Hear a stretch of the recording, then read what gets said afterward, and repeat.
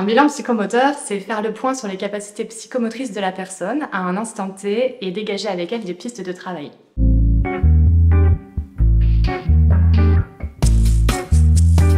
Alors, on s'est rencontrés pour faire des intervisions avec les 4 psychomotriciennes à l'origine du bilan. Et on a bien constaté qu'on n'avait pas d'outils communs, de bilan psychomoteur commun pour nos évaluations.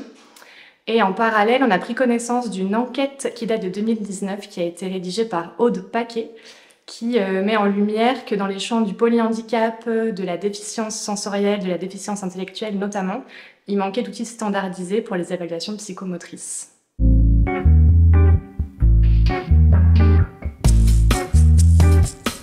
Nous nous sommes également rapprochés du CNRHR La Pépinière. Ils ont créé un outil d'évaluation qui s'appelle le TITSA et ils nous ont aidés à élaborer notre méthodologie pour créer notre propre outil d'évaluation.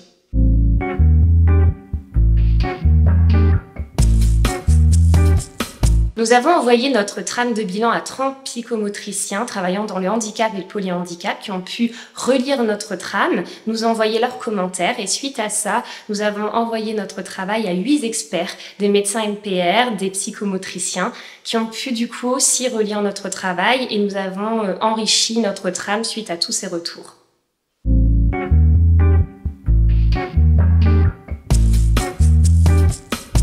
Donc le bilan, c'est pour les psychomotes, ce sont les psychomotes qui le font passer. Et donc l'idée, c'est de travailler auprès des populations qui présentent à la fois donc un handicap moteur ou des troubles locomoteurs importants, des troubles sensoriels, ça c'est plus ou moins une option, et également une déficience intellectuelle ou tout du moins des troubles cognitifs.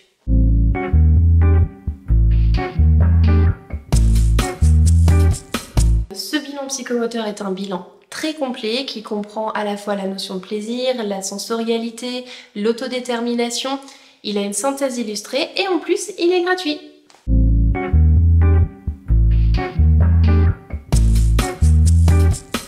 Concrètement, à quoi il ressemble? Il y a 5 parties sur ce bilan. Le premier, c'est une introduction qui va venir aider le professionnel à prendre en main cet outil. Il va aussi venir clarifier certaines définitions pour bien se mettre d'accord sur les termes qui sont employés tout au long du bilan. On a une partie questionnaire qui va être destinée aux professionnels, aux aidants ou à la personne pour venir éclairer certains aspects du bilan. Une partie vraiment trame du bilan qui est décomposée en différentes parties, en différents items.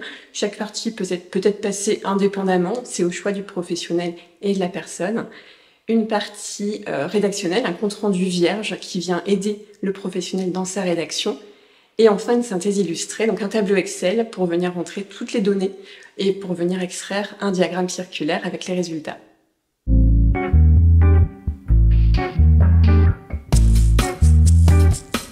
Donc le bilan, vous pouvez le retrouver gratuitement sur le site du GAPAS, il est en téléchargement libre.